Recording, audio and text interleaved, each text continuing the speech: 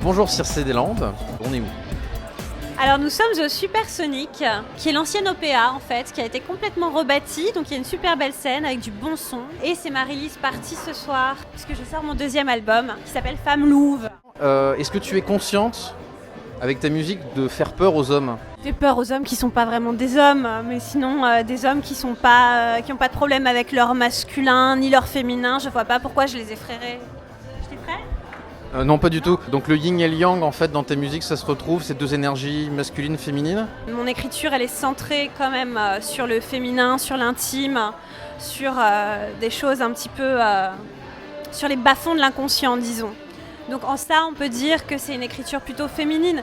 Après, oui, l'alliage du masculin, du féminin, c'est quelque chose qui se travaille. Je ne sais pas si ça se transparaît dans ce que je fais. En tout cas, c'est quelque chose qui me travaille moi personnellement, que j'essaie de mettre en œuvre dans ma vie, d'harmoniser un petit peu ces deux énergies qui sont totalement complémentaires en fait.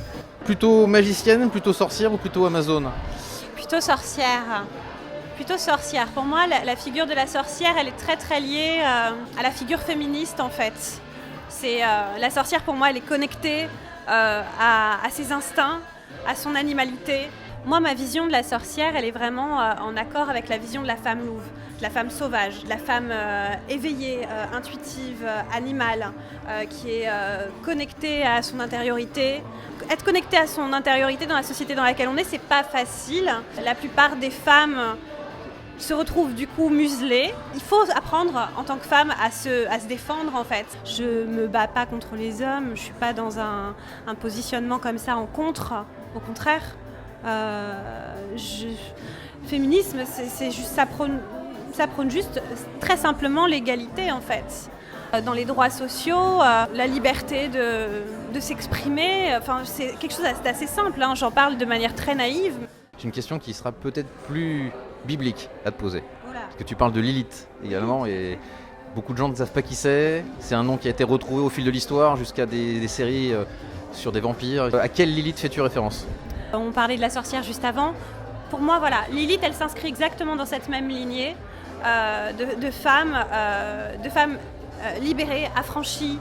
Dans la mythologie hébraïque, c'est censé être la première femme d'Adam, avant même Ève.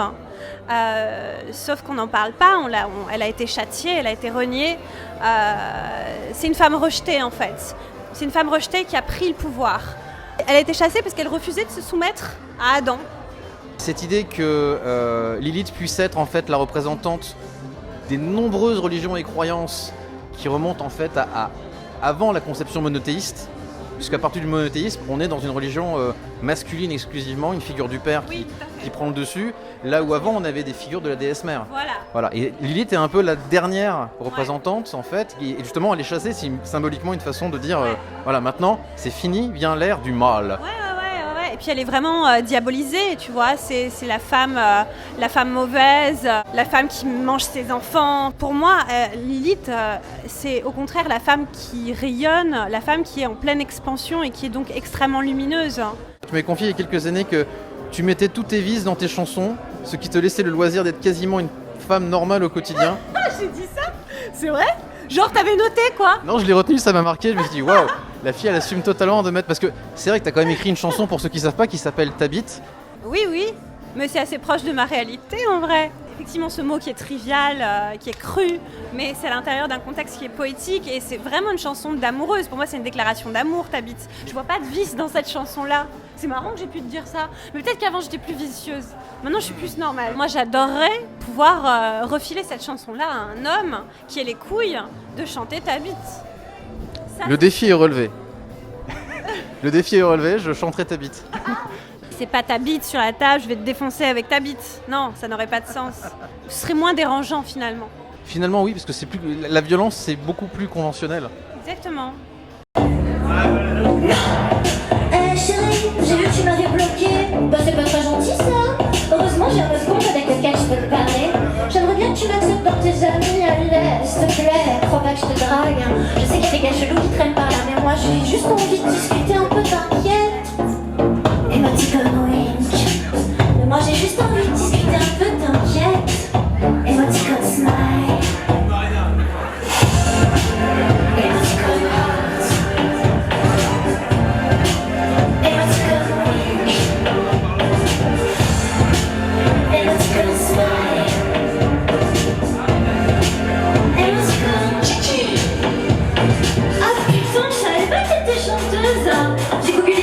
suis tombée sur le clip de ta bite. J'ai trouvé ça sur YouTube, ça m'a fait ma soirée. Non mais sans déconner, franchement, fallait oser. T'as vraiment beaucoup de talent. C'est grave connu, sans jeu de mots, hein. Et bah c'est comme Wink. J'aimerais bien que tu rendes hommage à ma queue comme ça. Tu voudrais bien t'occuper d'elle un peu? Elle est sensible et douce comme toi. Je te la présente si tu veux. Je suis sûre que vous vous entendriez bien. J'ai rasé mon pubis ce matin, ça tombe bien. Et toi? Elle est comment ta petite chatte?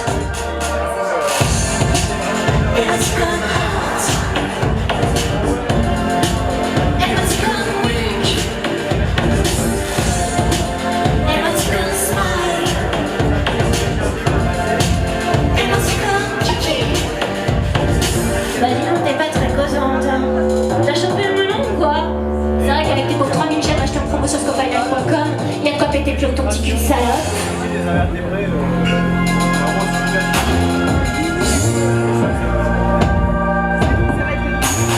Excuse-moi, j'étais pas très cool hier soir. J'ai dit des mots que je pensais pas, j'étais un peu bourrée. J'espère que tu m'en veux pas trop. Et vas-y, comme quelque chose. Et vas-y, comme ça.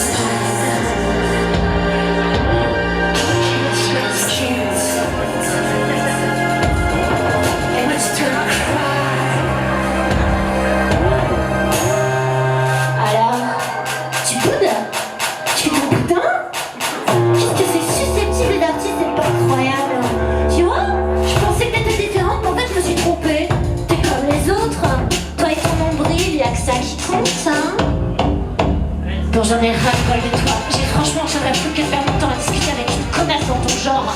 Espèce de parisienne, bobo, minable, narcissique, prétentieuse, avec bon pour souffler le botox. Tu crois que tu vas révolutionner la musique avec ta soupe pour équipe merdique anti-mainstream?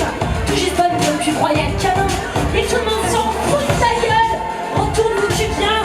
Va crever dans le néant. Sale pute. Et vas-y comme